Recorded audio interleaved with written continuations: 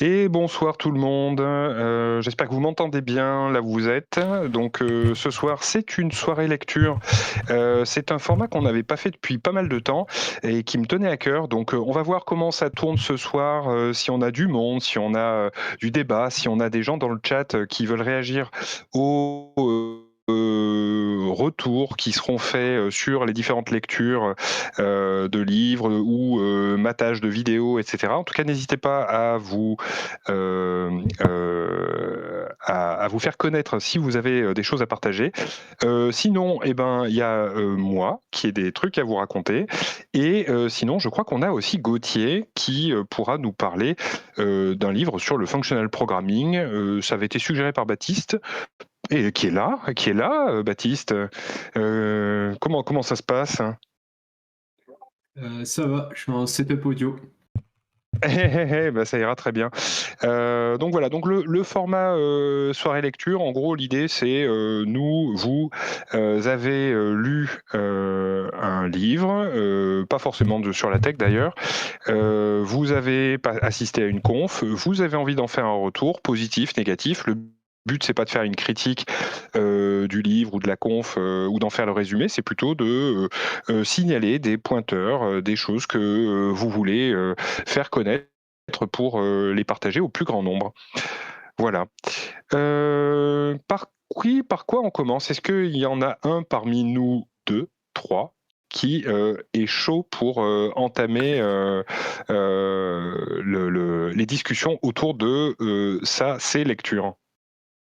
Évidemment, bon, je me tourne vers toi, Setup Audio Baptiste. Est-ce que tu as envie de commencer ou sinon je me lance et puis on s'intercale, on peut faire des choses. Vas-y, commence. Il y a un truc de setup. Allez, je commence. Merci. Alors, non, il n'y a pas de souci. Moi, pour m'aider dans les choses que je veux vous parler, ça serait pas mal que j'essaie de vous partager mon écran. Je demande en régie si c'est OK de faire ça. Aucun problème. Est-ce que tu... Il est trop fort, ce garçon. Alors, on va partager, voyons voir, cet écran. Et normalement, si j'appuie sur F5, normalement, vous devez voir. Alors, pas du tout, c'est pas du tout le bon écran, mais c'est pas grave. Hop, alors, échappe, je le ramène ici. J'ai fait planter mon setup, c'est génial. Hop, ouais, ok, super. Tu remets ta tête pendant Ok, la pause ouais, ouais, ouais. technique. Je vois que Merci, Gauthier dit qu'on ne m'entend merci beaucoup. pas. Alors, est-ce Ah qu'on ne ah. m'entend pas du tout sur le live ou est-ce que c'était juste au moment où je parlais pas? Parce qu'on Ça, t'entend sur Discord. c'est possible que j'ai fait des Alors, bêtises donc j'arrête sur de le streamer. live. Je vais partager du coup l'autre écran, C'est bon. celui-là. Dankeschön. Et est-ce que là vous voyez Ah, c'est dingue. quelque On t'entendait chose? pas quand tu parlais pas. Non, là, ah, pardon. Hop, c'est moi qui fais des bêtises. J'arrive. Est-ce que vous voyez du coup l'approche ligne pour la Tout va transformation bien. digitale? Tout va bien. Bonjour Ouais. Florian, bienvenue. Eh oui. Donc ça c'est mon coup de cœur. En fait, c'est, je pense, une des grosses raisons pour lesquelles j'avais envie de faire cette soirée lecture ce soir. L'approche ligne pour la transformation digitale, donc mon gros coup de cœur, écrit par Yves Cazot. Alors Yves Cazot, c'est le DSI de Michelin. Je le savais pas avant de lire le bouquin. La raison pour laquelle je suis tombé sur ce livre, c'était parce que je m'intéressais à la transformation digitale et à différents sujets autour du management en entreprise, parce que bon, j'avais des doutes, et donc je suis allé chercher un petit peu de littérature pour étayer. Et du coup, je suis allé piocher un petit peu à droite et à gauche dans différents sujets. Et celui-là, c'était pour moi le banger du lot. Donc, je vais vous présenter différentes lectures en y passant largement moins de temps que sur celui-là. Celui-ci est vraiment intéressant dans la mesure où il est écrit, comme je disais, par un DSI. Et il a ceci de particulier qu'il descend, il va de la stratégie d'entreprise jusqu'à des conseils sur comment faire du code d'application. Et je trouve que c'est hyper intéressant. C'est assez en fait d'avoir une posture, je trouve, de DSI qui est capable de couvrir le spectre complet, allant donc vraiment du comité de direction jusqu'au développement.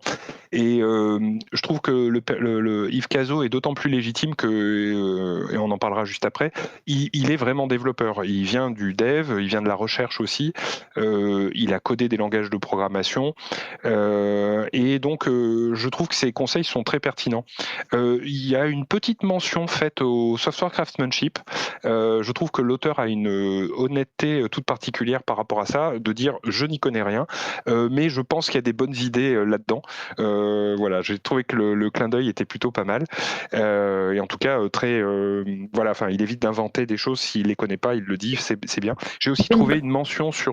Oui, vas-y. Je me permets, Arthur, est-ce que tu penses que tu nous partages un truc qui est en plein écran ou est-ce que tu penses que tu nous partages l'éditeur de tes slides? Ah, je pensais que c'était en plein écran. Ouais, donc j'ai fait n'importe quoi. c'est pour ça je me suis dit Oui, que j'allais quand même t'as te raison. demander. T'avais l'air de regarder un autre Allez. écran. Ouais, donc je recommence. Alors je refais le setup, hein, c'est Excuse-moi, pas grave, on est je entre me suis nous. permis. Non, non. mais c'est bien Et t'as d'utiliser que raison. 10% de l'écran. Ah, excusez-moi. C'est à peu près ça, sans trop C'est nouveau mentir. pour moi cet exercice. Non, c'est pas vrai, mais ouais, je suis pas très doué, on va De dire. présenter des slides, Est-ce que c'est mais mieux là? Est-ce que c'est Ouais, mieux? c'est Eh mieux, non, ouais. parce que c'est mieux.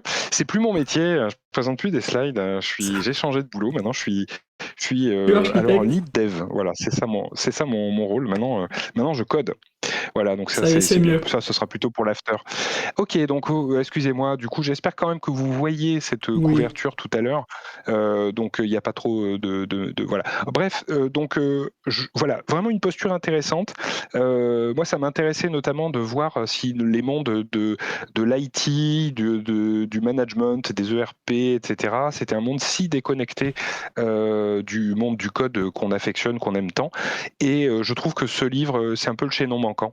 J'allais dire, juste avant que tu me fasses la remarque que j'affichais n'importe quoi, que il y a aussi une mention faite aux ESB que j'ai trouvé intéressante parce que pareil, ça a été une quête personnelle. Je ne sais pas si pour vous, vous vous posez ce type de questions, mais parfois il y a des technos qui apparaissent. Je pense aux moteurs de règles, je pense aux ESB très, très fortement. On en parle beaucoup, et puis à un moment donné, pouf, il n'y a plus de sujet. Et on ne sait pas si le produit en question, il a disparu parce qu'il est obsolète, ou il n'y a plus de sujet, et en fait, il est admis par l'industrie. Dans le cas des ESB, c'était une grosse question. Et le bouquin, pareil, fait aussi une mention à ce sujet-là, qui donc était une quête personnelle. Oui, pardon, vas-y. Nolwenn nous demande c'est quoi un ESB? Ah, pardon, c'est une bonne question. Un Enterprise Service Bus, c'est un de ces produits qu'on trouve dans pas mal d'entreprises qui permettent de faire de l'intermédiation entre applications en prenant le couplage lâche. Alors ça, je vous fais plutôt le slide justement architecte / bullshitecte. Moi, j'ai toujours trouvé que ça faisait pas beaucoup de couplage lâche et surtout, c'était souvent très adhérent à des technologies propriétaires qui faisaient que lorsque un contrat avec le fournisseur de l'ESB était rompu, on se retrouvait à devoir réécrire tous les flux de l'entreprise, ce qui donc est un couplage fort puisque une décision entraîne une réécriture totale de tout. Bref. Je me rappelle, oui, d'une vas-y. discussion il y a 15 ans sur le sujet des ESB où on était en train de se demander, et vraiment la question se posait à l'époque, est-ce qu'on part sur un ESB ou est-ce qu'on part sur des microservices qui étaient nouveaux? Et je me rappelle d'une remarque de l'architecte de l'époque que j'avais beaucoup aimé, qui a dit le problème avec les ESB, c'est que c'est le bus de nuit. Ça arrive, mais tu peux jamais savoir quand. Ouais, et après il y a aussi des problèmes de performance. Et mais en tout cas, comme les moteurs de règles, c'était des trucs qui avaient. Vas-y. Désolé, Arthur. Vas-y, Gauthier. Non, vas-y. Pour moi, il y a un autre problème avec les ESB, c'est que généralement, c'est utilisé pour que pour que le SI soit unifié, et comme on le sait tous, c'est jamais le cas. Il y a toujours 80% du SI qui est connecté ensemble, et des 20% qui restent dans leur coin, et du coup, tu as toujours des mismatchs. Pour moi, dès qu'il y a un USB qui rentre dans la partie, c'est que tu as vraiment un excès de normalisation à l'instant T. Ouais, je suis assez d'accord. Et j'abonde dans ton sens, c'est que j'ai jamais vu un ESB qui a tenu ses promesses d'un point de vue des connecteurs proposés. C'est-à-dire qu'il y a toujours une technologie qui arrive a posteriori de l'achat de ton ESB qui n'est pas couverte et qui fait que de toute façon, pour pouvoir l'utiliser, tu ne peux pas le faire. Donc quelque part, la promesse de dire n'importe quel type de flux, n'importe quel type d'application, n'importe quel type de RP, n'importe quel type de CRM, n'importe quel type de tout, il y a toujours un moment où de toute façon, tu es obligé de tomber dans le cas que tu décris. Et donc la promesse pour moi elle est vaine. Et pour en revenir à ce qu'en dit le bouquin, visiblement donc c'est l'approche que Michelin a retenue, ça mériterait d'être étayé par quelqu'un de la boîte, c'est qu'ils font des scripts en Python, tout bêtement, quand ils ont des flux à faire. Et j'ai trouvé que c'était pareil, d'un pragmatisme assez redoutable, et pour moi un vrai vent de fraîcheur par rapport à ce que j'ai l'habitude d'entendre des grandes DSI. Voilà. Je ne veux pas forcément parler plus du bouquin, puisque, comme je disais en préambule dans les soirées lecture, le but, c'est pas de faire une synthèse complète du bouquin et tout. C'est un livre de 200 pages. Il se lit très bien. Il est plutôt bien écrit. Il couvre beaucoup de sujets et je l'ai trouvé très intéressant et avec comme ça des petites touches sur des sujets qui, moi, m'intéressaient beaucoup. Donc, c'est ma lecture recommandée. Vous allez voir que le reste l'est beaucoup moins. Mais, tu m'as convaincu. Il est presque commandé en ce qui me concerne. Eh ben, cool. Après, je peux te le prêter. Je l'ai à la maison et il est aussi à la bibliothèque de la Pardieu. Je fais un petit couplet d'ailleurs là-dessus. Les abonnements à la bibliothèque de la Pardieu, pour ceux qui sont à Lyon, c'est pas cher. Ils ont une belle collection, notamment en technique, en technologie. La plupart des livres dont je vais parler ce soir, ce sont des livres que j'ai empruntés, que j'ai pas achetés, que j'ai ensuite achetés quand je les ai trouvés vraiment bien. Donc, c'est aussi une bonne manière justement d'élargir ses horizons. Moi, j'y vais finalement tous les vendredis. Puis maintenant que je travaille à côté, c'est encore mieux.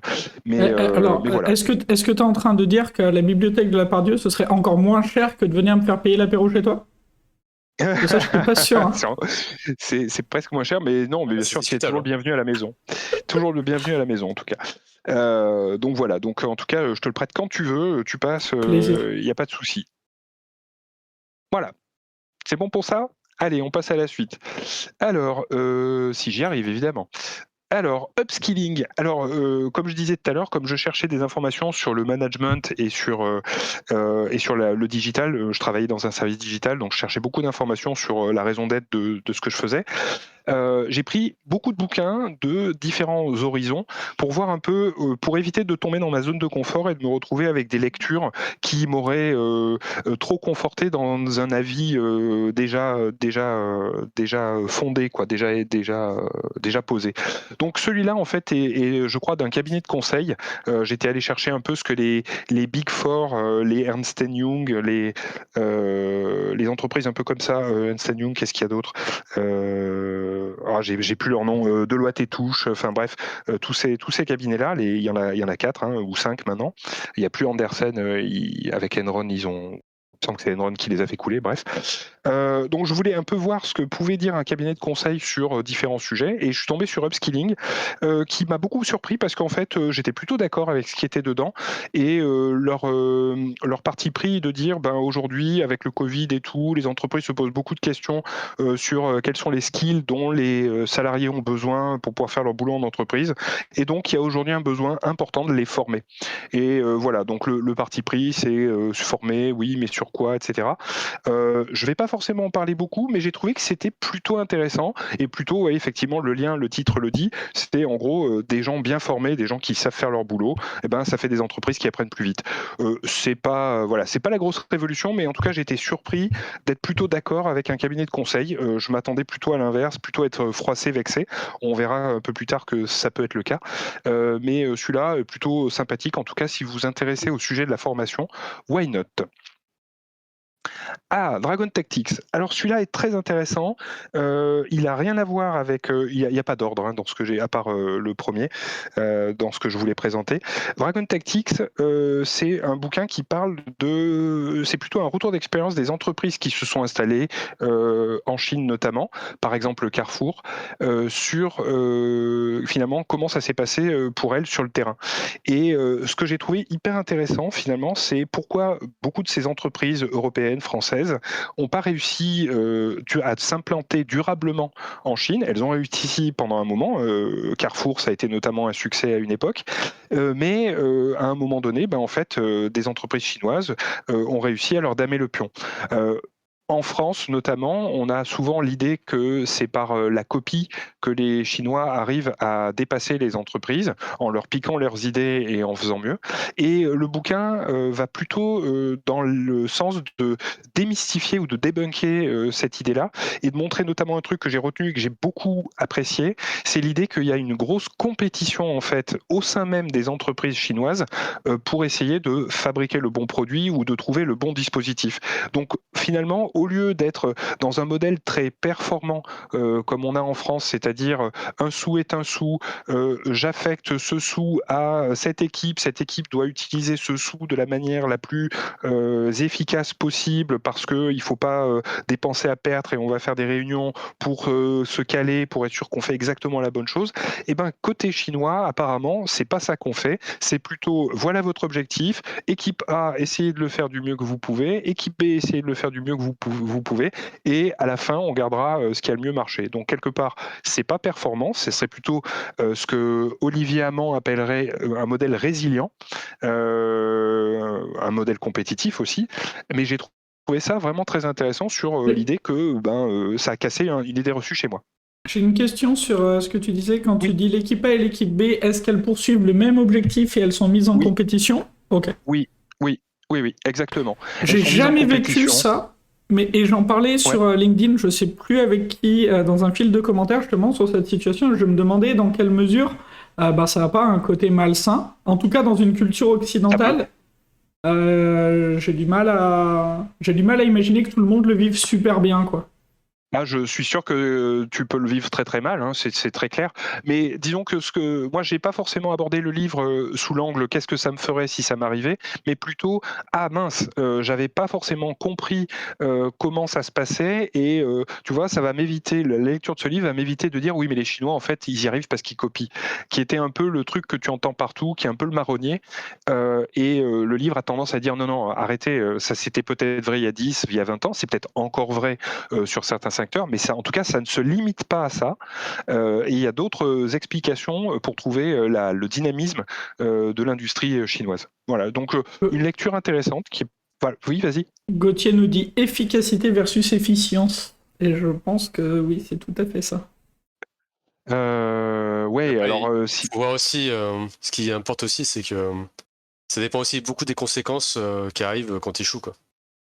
Si à la limite, si ça fourmille pas mal, etc., et que tu peux rebondir, à la limite qu'il y ait une confrontation dure, c'est pas forcément très grave parce que tu sais que les conséquences sont pas trop graves. Après, je suis pas sûr qu'en Chine ce soit le cas, hein, mais j'ai comme un doute sur le fait que les conséquences soient moins graves pour l'équipe qui a eu la solution la moins performante. Mais pareil, c'est peut-être un cliché.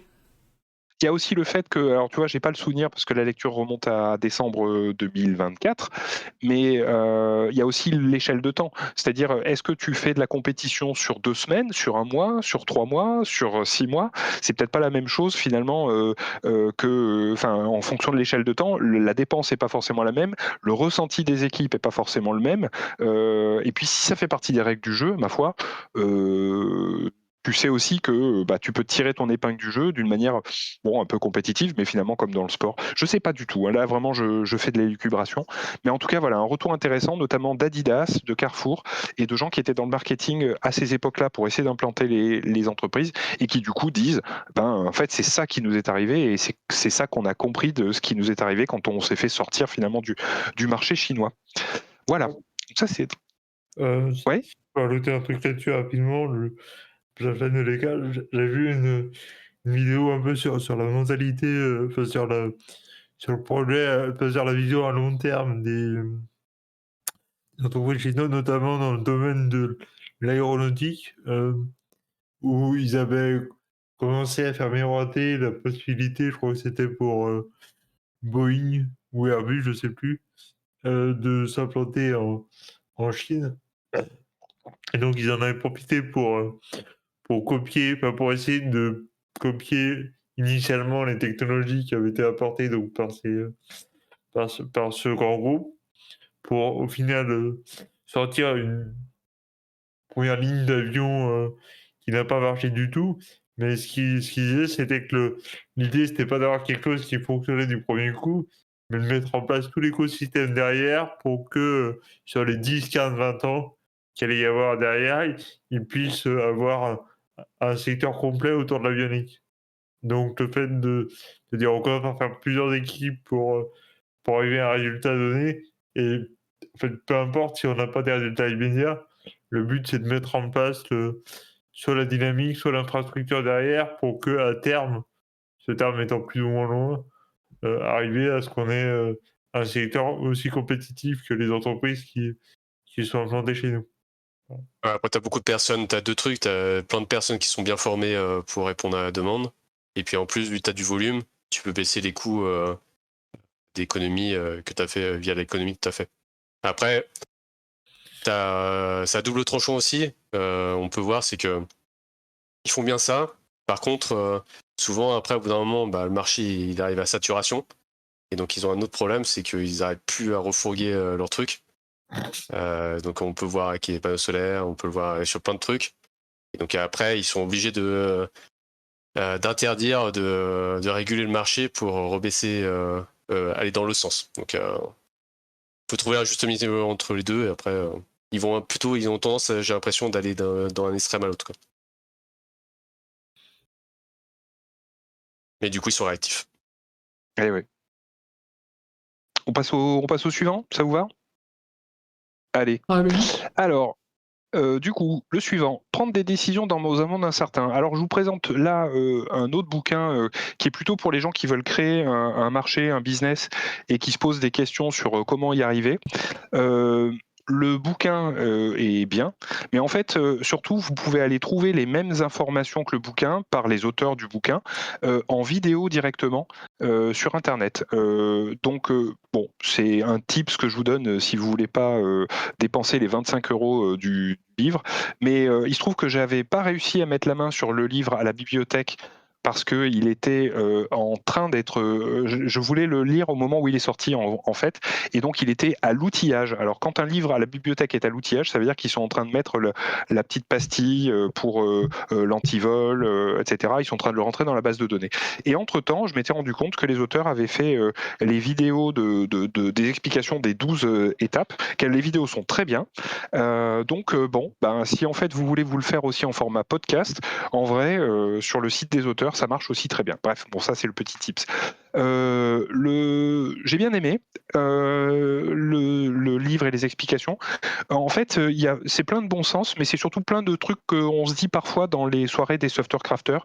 J'ai pas de souvenirs précis, mais par exemple, il y a des histoires autour des biais, des histoires autour de réfléchir, de différents modes de réflexion, des réflexions convergentes ou divergentes. Plein de choses que j'ai croisées comme ça, notamment au travers de discussions avec les gens qui sont ici là. Et bon, voilà, j'ai trouvé que c'était chouette. J'ai pas forcément moi de business derrière, mais par contre, le jour où je veux mon business, l'idée c'est de créer une feuille, un cadre, décision de cadre, c'est basé sur Wikipédia, utilisé dans le marketing ou dans le et on coupe la feuille en 12 cases, et l'idée c'est de poser 12 questions entre les différentes cases, et à la fin on voit si le business tient la route ou ne tient pas la route. Voilà. Mais franchement, le conseil par rapport à ce bouquin, c'est faites-vous une idée si vous avez envie de créer une boîte en allant regarder les vidéos. Ça vous prendra environ 3 heures de toutes les regarder, et le bouquin est pas très gros, il fait 150-200 pages de mémoire, il est assez fin. Il est aussi à la bibliothèque de la Pardieu pour ceux qui sont à Lyon. Voilà, donc je me le garde plutôt pour le jour où j'aurai envie de créer une entreprise, j'y retournerai. Allez, je passe à la suite. Ah, toujours marketing digital. On sait que ton éditeur préféré, on connaît ton éditeur préféré. Hein. Eh ben, c'est pas mon éditeur préféré. Alors pour le coup, Duno, c'est très aléatoire. Et typiquement, la boîte à outils du marketing digital, c'est une grosse daube. Alors c'est pas une grosse daube. Non, en fait, il faut dire Burke ou j'aime pas. Mais celui-là, je me suis ennuyé vraiment très ferme. Et alors, globalement, Vas-y. Sans vouloir faire du délit de faciès, j'ai envie de dire qu'à la couverture, il y avait des indices. Ouais. Mais On avait dit toute la pas les collection, mains. toute Pas la de collection, la boîte à physique, mais outils là... comme ça, et ils sont Hardcore. très ouais, c'est hardcore. Ils sont très inégaux. Les bouquins de la collection, la boîte à outils, le marketing digital, c'était juste infernal. C'est vraiment une purge. J'ai détesté. Donc celui-là, je l'ai mis juste pour vous dire, non, n'y allez pas. Hein, celui-là. Il y a une Mais troisième c'est vrai édition, que si tu veux. non, c'est Il y pas en a possible. C'est vraiment pas 62. pour moi. C'est trop, en fait, c'est comme si tu étais en classe, on te balance tout un tas d'outils, on ne te dit pas vraiment à quoi ils servent. Un chapitre, c'est 3 pages, sincèrement. Tu passes à la suite, nouvel outil, tu vois, plus de 60 outils, tu es en 200 pages. C'est. Non, Et vraiment. dans la troisième édition, justement, il y a plus 60, il y a 57. Ah, ils sont Ça fait revenus un peu 3 en outils. arrière. Non, j'ai vraiment pas aimé. J'en ai ouvert d'autres qui m'ont semblé meilleurs, mais alors celui-là, ça a été infernal. Mais vous allez voir, les livres infernaux, il y en a d'autres. Hein. Donc celui-là, vraiment, très fortement déconseillé. Ah, pour en finir avec le machin. Tu vois, c'est pas un Duno, celui-là. Pour en finir avec le machin, super intéressant. Donc celui-là, j'en ai entendu parler sur France Inter à la base. Et quand ils en ont fait la présentation, on s'est regardé avec mon épouse et on s'est dit oh là là, mais c'est trop un livre que tu as envie de lire ça. Et forcément. Donc le machin, il s'agit du management. Et le bouquin a été écrit par un consultant en management qui travaillait historiquement, je crois, pour la Poste et qui raconte tout un tas d'anecdotes qui lui sont arrivées lorsque il travaillait à cette époque pour la Poste. Et les anecdotes sont savoureuses et racontent finalement tout un tas de trucs que vous avez peut-être pu vivre en entreprise. Moi, une des anecdotes qui m'a le plus plu, c'est en gros, pourquoi est-ce que les comités de direction font appel aux consultants, au cabinet de consulting, et pourquoi est-ce qu'ils se laissent embobiner par certains des discours.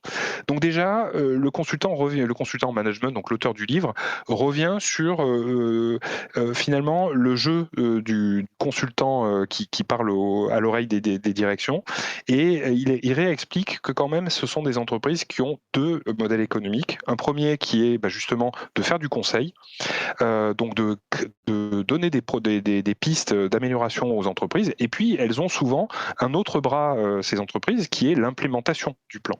Donc, elles sont intéressées de facturer sur le plan et de facturer sur l'implémentation du plan.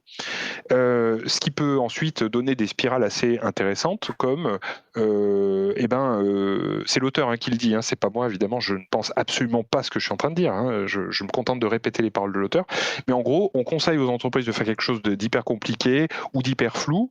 Ensuite, on fait implémenter, notamment aux salariés de l'entreprise, les choses qui ont été mises dans le plan avec du coaching. Puis à la fin, l'entreprise n'est pas contente de ce qu'elle a mis en place. On fait revenir les consultants pour expliquer pourquoi c'est comme ça. Le consulting dit c'est vos employés qui n'ont pas fait le boulot et on propose un plan de remédiation et on peut faire ça ad vitam aeternam. Il n'y a pas de fin à ce cycle jusqu'au moment où l'entreprise en a marre. Mais j'ai trouvé intéressant en tout cas cette explication, j'ai trouvé assez sensé. Où tu peux changer aussi de cabinet de consulting en disant que peut-être le prochain sera meilleur, mais tout ça, ça peut t'occuper pendant des dizaines d'années. Et l'autre anecdote que j'ai beaucoup aimé toujours dans cette histoire, c'est pourquoi est-ce qu'on se laisse embobiner ?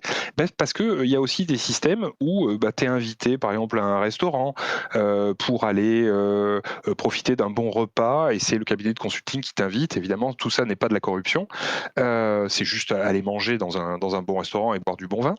Mais finalement, quelque part, en tant que personne du comité de direction, est-ce que vraiment tu as envie de dire est-ce que tu as vraiment envie de dénoncer la mascarade ? Dans la mesure où, finalement, t'en tires un petit peu des avantages ici et là. J'ai trouvé ça intéressant de me dire, en fait, ouais, c'est peut-être ça qui fait que toi, salarié de base, tu vois le truc et ça te paraît évident comme le de la figure, mais en fait, en haut, les gens, ils veulent pas dénoncer ce truc-là parce qu'ils en bénéficient. Bref, je vous encourage à lire ce livre-là si vous êtes remonté face à votre management, si vous voulez aussi des clarifications sur ce qui est peut-être en train de se passer chez vous. En tout cas, moi, ça a achevé de me convaincre de beaucoup de choses, mais chacun se fera son idée. Voilà. C'est peut-être pas trop la ligne de notre association, mais ce livre-là m'a fait beaucoup rire. Dire que notre industrie est malade, Je pense que c'est complètement la ligne de notre association, mais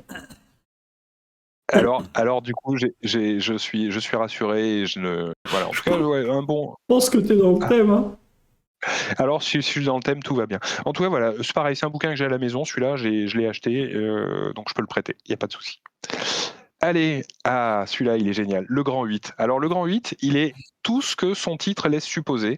Une vaste blague. Alors, celui-là, j'étais d'autant plus content de le prendre dans la mesure où il est coécrit par des gens de Capgemini et de l'EM Lyon. Alors, l'EM Lyon, c'est une école marketing sur Lyon. Si vous avez vu ces locaux somptuaires de la station de métro Jean Massé, vous pouvez vous dire que ils n'ont pas trop de problèmes d'argent en ce moment. Et Capgemini. Donc Capgemini et EM Lyon qui font une méthode de travail pour transformer une entreprise, ça doit décoiffer. Eh bien, figure-toi que l'EM Lyon a des problèmes puisqu'ils sont rentrés dans un plus grand groupe qui vend tout un tas de formations, que l'EM Lyon est une des écoles fer de lance de ce groupe et que le groupe a différents problèmes qui commencent à se voir de plus en plus. Intéressant. ODO peut-être, il s'appelle le groupe, j'ai un énorme doute, mais quelque chose comme ça. Qui fait plein de formations privées dans plein de trucs. Voilà, pour la petite histoire. J'espère de ne pas dire de bêtises, vérifier. Ouais, de toute façon, il faut tout vérifier et les vues qui sont exposées ne sont que l'avis des gens qui s'expriment ici. Et en tant que professionnel, vous devez vérifier. Mais le Grand 8, c'est vraiment magique. Alors celui-là, c'était vraiment génial. Par exemple, alors qu'est-ce que c'est le Grand 8 ? L'idée, c'est que tu vas effectivement faire le Grand 8 à ton entreprise. Hein, c'est littéralement, vous voyez l'image, hein, on est quand même sur une attraction de fête foraine, mais c'est bien la vie de l'entreprise et l'idée, c'est de lui faire la transformation. J'ai pas tout lu, hein, je vous dirais, mais l'idée, c'est ça se fait au niveau des managers, cette transformation-là, et on a des faux témoignages de managers qui sont assez hilarants, du genre oh là là, j'ai eu des feedbacks aujourd'hui de la part de mes salariés. En fait, j'ai découvert que j'étais un manager toxique. C'est terrible, ma vie est finie. Enfin bon, et le truc, tu lis ça et tu dis mais c'est pas possible, c'est une farce quoi. C'est écrit par des étudiants d'école de marketing. Enfin, je veux dire, à un moment. Non mais sans vouloir être condescendant. C'est sûr. Tu me diras, en le prenant, je savais à quoi je m'exposais. Je m'attendais pas à ça. Hein. Vraiment, là, j'ai été très très surpris. C'est le pompon de la sélection de ce soir. Hein. Je rassure tout le monde, on n'ira pas plus bas que ça. Mais alors celui-là, il est magique. Donc il y a rien qui va. Donc il y a le rôle du manager, le manager toxique qui découvre qu'il est toxique et qui du coup va aller sur le chemin de la rédemption, découvrir comment être un bon manager.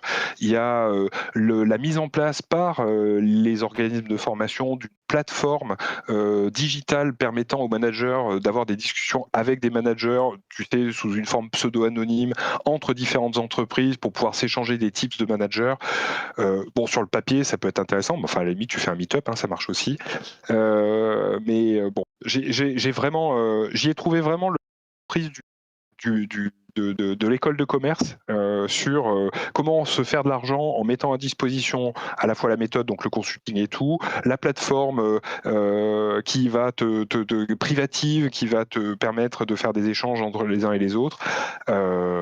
Et bon, assez peu de promesses puisque tu es très vite lâché dans la nature une fois que tu as fait les 3 mois de formation, plus X piqûres de rappel, plus après débrouille-toi avec la plateforme, tu trouveras bien la solution toi-même. J'ai peut-être une take sur ce bouquin. Moi, j'ai l'impression qu'il y a des bouquins qui sont écrits par des groupes. Soit ils sont vraiment très très bien et ils deviennent légendaires parce que c'est le groupe qui s'entendait déjà très très bien. On pense par exemple au Gang of Four ou des choses comme ça. Ou soit c'est vraiment casse-gueule parce que tu vois qui a écrit quel chapitre et t'as des grosses disparités d'un chapitre à l'autre. Mais t'as pas des bouquins écrits par 3, 4, 5 personnes. Soit c'est très très fort parce que c'est des gens qui travaillent ensemble et qui se connaissent très très bien, soit c'est tout à fait... tu lis un chapitre mais celui d'après il va pas avec et donc c'est relativement un peu oubliable. Mais je sais pas si vous partagez. C'est tout à fait possible. J'ai pas réfléchi aussi loin que ça, moi. Ok. Après, je pense que ça dépend aussi beaucoup de la façon dont c'est rédigé. Si c'est vraiment... chacun rédige son paragraphe et pas forcément...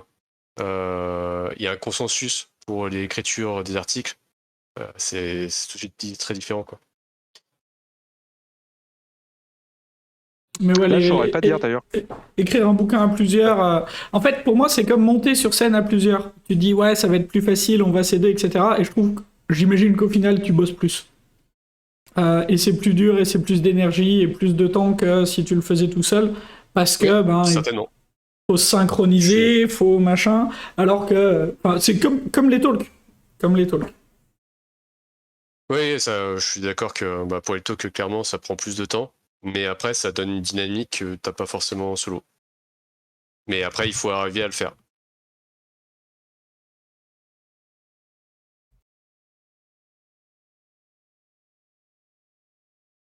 Après, on la partie des je préfère les pour voir les paragraphes. Ouais, c'est ça. On va laisser ça, je pense, produit. Mais non, il fait vraiment mal. C'est ça. Non, je vais... Bon, intéressant. De route. Entendu, de toute façon. Et ouais, et bon, ça sera plus facile parce que dans la mesure où je sais à peu près ce que j'ai raconté. Tous Manager, donc c'était un peu dans la lignée de Pour en finir avec le machin. C'est plus positif comme bouquin, beaucoup moins pamphlétaire et critique. Mais en gros, c'est l'idée de dire que finalement, dans les entreprises, souvent, enfin dans nos rôles en tout cas à nous, souvent ce qui va créer de la valeur, c'est aussi de trouver sa place et donc quelque part attendre que ton manager qui est dans une position un peu intenable entre des injonctions venant du haut de l'entreprise, des récriminations ou des critiques qui vont venir de la base, etc. Souvent, en fait, il est obligé de choisir et il peut pas tout faire. Il doit être aussi, dans certaines entreprises, le meilleur ou le plus fort de sa team, ce qui, à mon avis, est une bêtise, mais en tout cas, il doit représenter les compétences de sa team, donc en étant un parangon ou quelqu'un de compétent dans ces sujets-là. Lui, Julien Dreher, ce qui c'est finalement dire, et finalement, si on se prenait chacun un peu en charge, qu'on essayait de trouver sa place dans les entreprises et on reprenait une partie cette responsabilité qui incombe au manager, mais qui fait qu'on peut se sentir aussi infantilisé en entreprise. Voilà, j'ai bien aimé le discours. C'est pas non plus une révolution, mais c'est pareil, ça se lit bien, c'est pas compliqué, et je trouve que c'est plein de bon sens sur. Notamment, j'ai trouvé que l'explication de pourquoi est-ce que le rôle de manager tel qu'on demande aux entreprises de l'incarner, pourquoi c'est un rôle hyper difficile et du coup mal incarné, j'ai trouvé que c'était très intéressant. Voilà, si vous voulez voir un peu les difficultés de votre manager, si vous trouvez qu'il a des difficultés mais qu'il est méritant, ce bouquin pourra vous donner quelques informations, éventuellement pour aider votre manager à ce qui délègue un peu plus ses responsabilités vers vous. Voilà.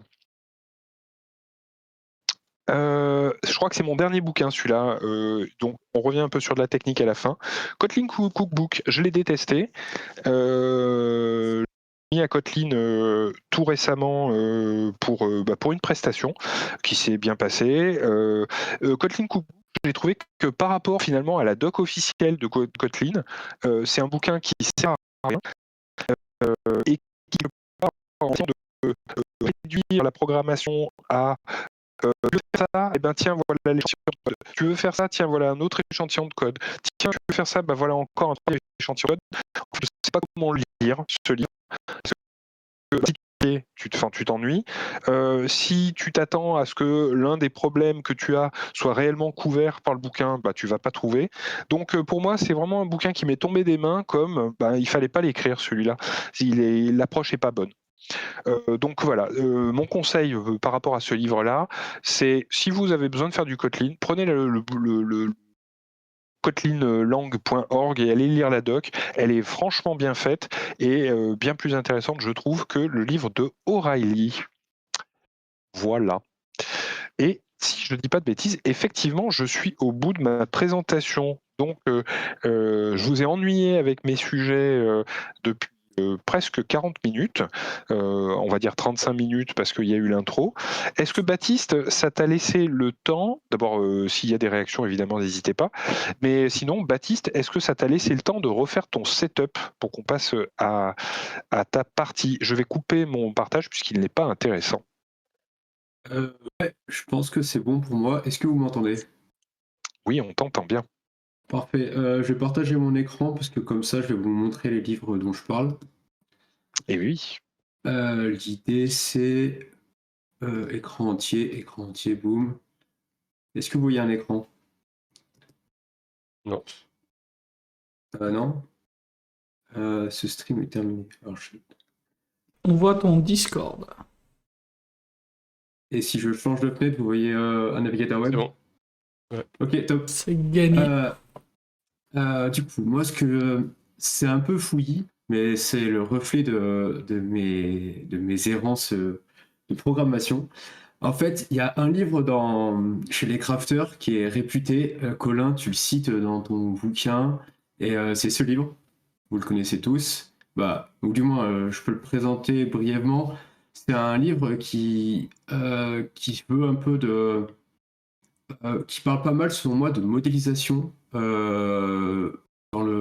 une approche un peu dans le DDD et avec sur un côté très fonctionnel.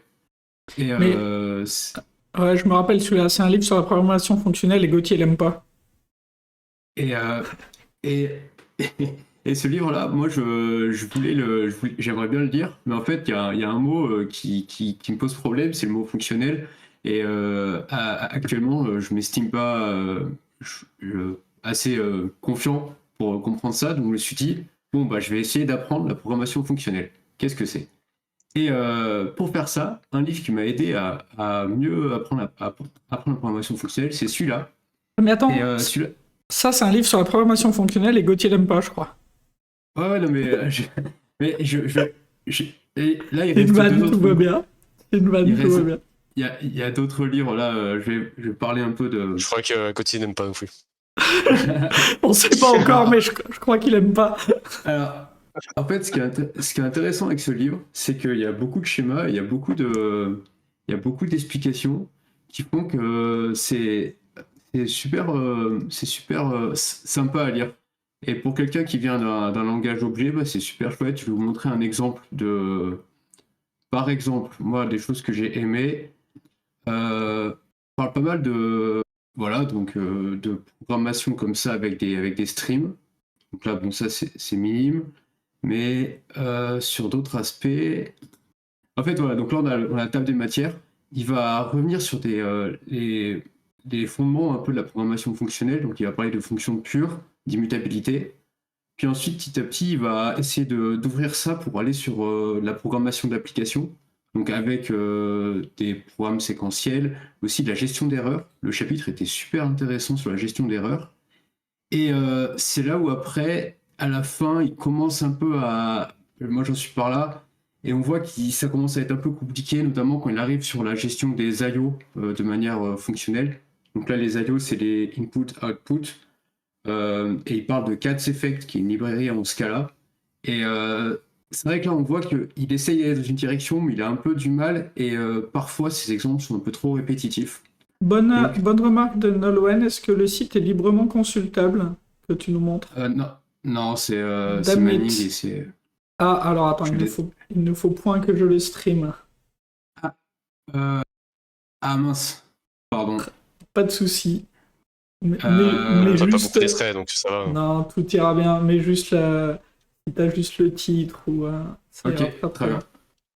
Et donc, ce qui se passe, c'est que ce livre, il est bien, mais à des moments, je trouve qu'il est un peu trop soit répétitif, soit un peu fastidieux à lire, et il va pas au fond des choses. C'est pour ça, après, je suis passé sur d'autres lectures. Et parmi ces autres lectures, il y a celle-ci. Par contre, c'est en Haskell. Et donc là, c'est un peu plus ardu comme lecture, mais lui, il va aller au fond des choses et il va essayer d'aller tacler les problèmes qui nous intéressent, savoir qu'est-ce que c'est qu'une monade, qu'est-ce que c'est qu'un monoïde, pourquoi on s'embête à faire tout ça, qu'est-ce qu'une architecture fonctionnelle. Et en fait, celui-ci donne peut-être un peu plus de réponses parce qu'il va prendre l'abstraction, il va aller au fond des choses. Mais voilà, en tout cas, ce que je veux dire, moi, un peu ma conclusion, c'est que pour débuter, pour avoir des idées quand on vient de l'orienter objet, celui-ci était vraiment pas mal. Voilà, Gauthier, si tu veux dire ce que toi t'en as pensé. Tu peux le dire, s'il te plaît? Vas-y, je peux le dire comme Non, ça. vas-y. Dans la conclusion en préambule, je veux dire.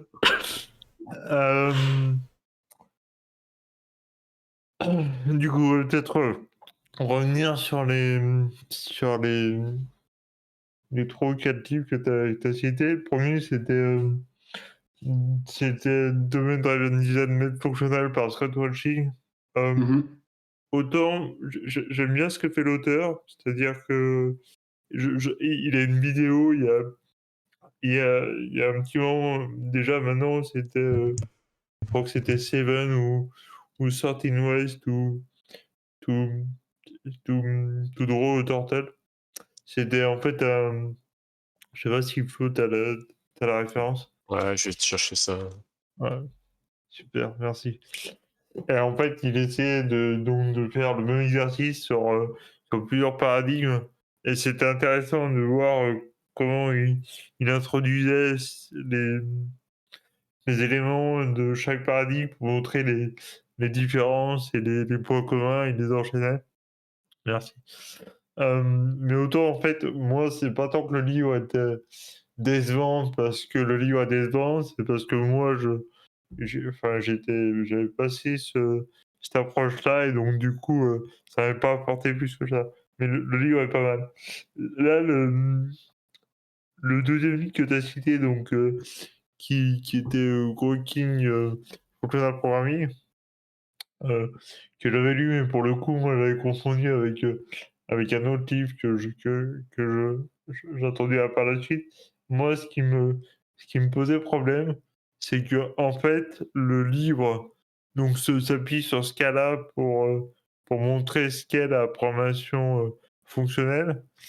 Et le problème, c'est que en fait, et c'est le problème de Scala en général, c'est qu'ils disent regardez, en fait, on fait la programmation fonctionnelle, mais on est même meilleur que Java en programmation orientée-objet. Donc du coup, ils sont un peu toujours entre deux chaises, à se dire, à pas clairement s'engager dans un cas ou dans l'autre. Et le problème de ce cas-là, c'est que la courbe d'apprentissage, elle est très vite très rude. C'est-à-dire que les premiers exemples se passent plutôt bien, mais à l'inverse comme est-ce qu'elle a le même problème? Je dis pas qu'on a la bonne réponse non plus. C'est que dès qu'on a des premières erreurs qui arrivent, pour le coup, ouais, pas tous apparemment, c'est que pour le coup, en fait, les fondations Scala étant très très théoriques, il n'y a pas ce recul que tu peux avoir en disant, en fait, même quand tu fais quelque chose de simple, tu as une erreur simple. Donc du coup, c'est pour ça que très vite, tu tires sur un fil et puis tu as toute la pelote qui vient avec. Donc ça, c'était pour On peut dire que dans ce cas-là, le problème, c'est Scala, quoi. Ouais, puis t'as un problème de communauté aussi derrière, on n'en parlera pas. Le dernier livre que t'as cité, il est intéressant parce que le gros problème qu'on a en Haskell et en programmation fonctionnelle en général, c'est que on n'a pas comme ce qu'on pourrait avoir par exemple en orienté objet ou, ou en ingénierie plus générale, si on peut appeler ça comme ça, plus mainstream, c'est-à-dire beaucoup de littérature sur les façons de faire, même si par exemple, si demain je commence à me mettre à faire du Java, je vais avoir les 30 ans de littérature sur Java, plus derrière peut-être 10 ou 15 ans de littérature sur l'orienté objet ou sur la programmation impérative ou de la programmation structurelle. Et donc, ce qui se passe, c'est que en Haskell, ce qu'on a, c'est qu'on a des librairies qui nous structurent, mais derrière, on n'a pas de consensus général sur la manière de faire des applications. Par exemple, on n'a pas de roadmap, de blueprint pour dire, OK, demain, si je fais une API web, bah, j'ai peut-être deux, trois librairies pour m'appuyer dessus, mais derrière l'architecture, j'ai rien. Je peux pas. On a quelques approches qui, dans un cas ou dans l'autre, l'avantage, le point fort de Sleep, c'est que ça donne une réponse. Le point faible, c'est que c'est pas la bonne réponse. Enfin, du moins que c'est la réponse qu'on donnait il y a 5-6 ans pour ce genre de truc. C'est un peu le problème. Voilà, pour ça, le dernier truc, moi, enfin, pour revenir sur ma confusion, en fait, quand t'as annoncé le livre, moi, j'ai confondu avec un autre livre qui, je vais essayer de partager mon écran. Ouais, parce qu'en fait, pour la petite histoire, c'est que c'est une collection, Manning, c'est l'éditeur, et Gros King, Functional Programming, il y en a plein des Gros King. Il y a aussi sur la CI/CD, il y a aussi sur la simplicité, sur l'intelligence artificielle. Donc, pour ça que tu as confondu, je pense. C'est exactement ça. Et en fait, moi, j'ai confondu avec ce livre-là, qui est de mon écran, partage d'écran. Oui, non. Qui est celui de Eric Darman. Si vous ne le connaissez pas, c'est un scaler reporter qui s'est dit qu'il allait faire du closure parce que c'était mieux d'avoir de balader des types non structurés dans ces programmes. 30 mis à part, enfin, il a un blog qui est pas forcément hyper actif, mais qui est assez pédagogue et qui définit pas mal de termes. Il a un podcast qui est intéressant où il décortique les Turing Awards, enfin les discours donnés aux Turing Awards. Donc les Turing Awards, c'est un peu comme les prix Nobel en informatique. C'est vraiment pour ceux pour les plus grands contributeurs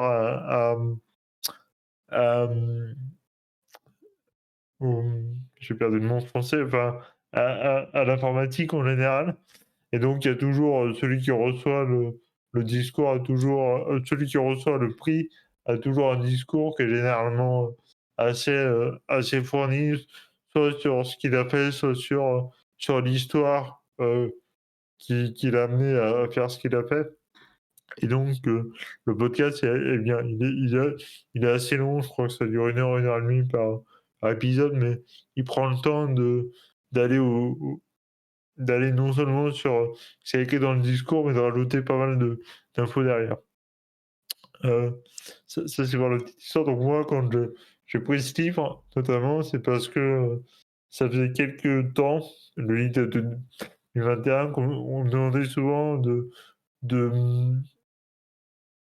recommander un livre pour commencer sur la progression fonctionnelle. Et moi, je me suis dit, bah, tous ceux que j'avais lus jusqu'à présent étaient assez mal calibrés ou ça, j'avais beaucoup d'attentes sur ce livre-là. Et donc, j'étais bien déçu parce que le problème de ce livre, c'est qu'il part du postulat qui est de dire on va prendre JavaScript, qui est un langage que tout le monde connaît, pour mettre en pratique la progression fonctionnelle et montrer que même sur des langages finalement pas faits pour initialement, on peut quand même arriver à avoir les bénéfices de ça, ce qui en soi est pas forcément une mauvaise approche. Le problème, c'est que il passe énormément de temps à expliquer les mécanismes de JavaScript qu'il est obligé de mettre en place juste pour arriver à faire quelque chose qui applique qui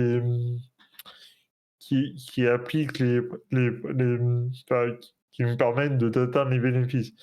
Et notamment, je crois qu'il a passé, alors je ne sais plus si c'est entre 2 et 5 pages, juste à expliquer ce que c'était le deep copy, donc la copie profonde, juste pour expliquer, juste pour faire une demi-page sur qu'est-ce que c'est l'immutabilité. Voilà. Donc, pour le coup, ouais. Un bénéfice entre le temps de lecture et ce que tu apprends qui est peut-être un poil faible. C'était un poil faible, et surtout, ce qui est très dommage, c'est que, en fait, alors là, c'est uniquement les gros titres, mais il y a pas mal en fait, pour moi, il y a deux parties qui sont intéressantes. Le premier, c'est quand il introduit on va dire, les notions un peu clés. Et ça, en fait, pour moi, je trouve qu'il y passe pas forcément beaucoup de temps. Et à l'inverse, ce qui est très intéressant, c'est toutes les micro-décisions qu'il explique. Il explique notamment, il me semble qu'à un moment donné, il parlait d'architecture stratifiée, qui est en fait le fait d'avoir des couches relativement fines qu'on empile, et du coup on passe de quelque chose qui est relativement linéaire à quelque chose qui est profond, sans forcément avoir le coût de la composition derrière, parce qu'en fait ce qu'on essaie tous d'avoir. Et ça, en fait, il t'explique ça, enfin, il fait moins d'efforts pour t'expliquer ça que l'effort qu'il a mis juste pour expliquer des mécanismes de JavaScript. Et donc là, voilà, c'est un peu dommage là-dessus. Merci beaucoup. Baptiste, est-ce que tu avais des trucs à rajouter? Parce que Gauthier t'a attrapé le bâton de parole. Non, je vais donner le bâton. Moi, à propos de... Vous faites ce que vous voulez, les gars. À propos de... Rends le bâton. À propos de... Vous m'entendez ou pas? Ouais, nickel. Très bien. À propos de Groking Functional Programming, pour conclure, ce qui est quand même pas mal dans le livre, c'est que il prend le temps d'expliquer les choses de différentes manières, et que ça soit sur les for comprehension, qui sont des suites de maps et de flat maps, ou aussi sur les types de données algébrique data type. Il prend le temps de donner différents exemples, et il y a différents formats d'auto-évaluation. Il y a soit des QCM, soit des petits exercices, soit des exercices plus en profondeur. Et moi, j'ai trouvé que pédagogiquement, c'était intéressant. Peut-être qu'à des moments, il perd un peu en clarté, puisque c'est trop découpé en petites parties. Mais je pense que pour rentrer dans la matière de la programmation fonctionnelle, moi, je trouve ça intéressant. Est-ce que c'est la meilleure manière d'expliquer ça? Je ne sais pas. Mais voilà. C'est tout ce que j'ai à dire à ce propos de ce livre. Merci beaucoup. Très bien. Je ne me rappelle plus. Est-ce que j'ai déjà parlé de vous allez commettre une terrible erreur dans les sessions enregistrées ou pas? Ça vous dit rien? Attends. Moi, en tout cas, je veux bien que t'en reparles. Vous allez commettre une terrible erreur. Alors, vous le voyez bizarrement, mais c'est parce que moi, ma cam, elle est inversée, mais tout va bien. C'est un tout petit livre d'Olivier Sibony, que j'ai découvert dans une table ronde de... comment il s'appelle? Un monsieur qui fait de la vulgarisation de philosophie sur YouTube. Cyrus, quelque chose comme ça. Et donc il y a fait une table ronde très intéressante sur la prise de décision. Il y avait ce monsieur qui parlait de son livre. Et en fait, ce qui est marrant, c'est que j'ai partagé la discussion parce que je l'avais trouvée intéressante. Il y a un de mes clients qui, en écoutant la discussion, a acheté le livre, a lu le livre et m'a dit « il faut que tu le lises ». Et il avait parfaitement raison. Lisez ce petit livre. Il est tout petit, on le voit peut-être pas, mais c'est vraiment un tout petit format. Il se lit très très bien. Et c'est comment tous nos biais vont avoir des impacts sur nos décisions avec des exemples historiquement marquants. Mais quand je dis historiquement marquants, il y a comment on en est arrivé aux avions sniffers de pétrole. Donc si vous ne connaissez pas cette arnaque et pourquoi les gens ont cru à cette arnaque, c'est passionnant et très très drôle. Surtout que c'est arrivé 2 fois. Donc c'est assez marrant, dont une fois qui est assez récente. Mais aussi des prises de décision sur des guerres. Voilà, des petites choses comme ça, des petits détails. Et comment, en fait, les biais nous mettent là-dedans? Qu'est-ce que c'est un biais? Quels sont les biais qui nous mettent là-dedans? Comment est-ce qu'on peut essayer de s'en sortir? Spoiler, tout seul, c'est pas possible. Par définition, ça implique forcément un groupe et une logique de groupe et une dynamique de groupe. Vraiment, très très cool. Voilà, je vous conseille vraiment ce petit bouquin qui se lit très bien et j'en avais pas parlé ici. Donc voilà, juste une toute petite note sur ça. Lisez, vous allez commettre une terrible erreur. Et Arthur, si tu veux, tu viens prendre l'apéro à la maison et tu repars avec. Comme ça, on À échange ce moment-là, tes je peux apéros. même t'amener, voilà, Non, non, la non. bibliothèque. Non, je viens prendre l'apéro chez 2 toi. apéros. Oui, évidemment. Eh ben oui. Pratique. Soyons logiques un peu. Eh ben, écoute, on peut faire ça à l'occasion. Ouais, très volontiers. Ça marche. Est-ce que vous avez d'autres partages? Sinon, je peux encore en faire un ou deux, mais rapide, Moi, hein, promis. j'ai des petites Et choses, je peux mais partager des articles aussi. Allez.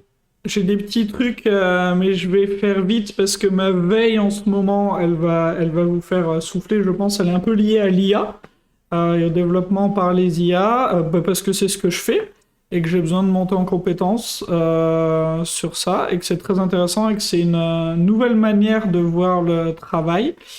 En ce moment, si vous faites un peu de développement par les IA, alors c'est pas un scoop, mais regardez ce que c'est Ralph. Le process Ralph de Ralph Wiggum, donc le personnage des Simpsons qui n'abandonne jamais.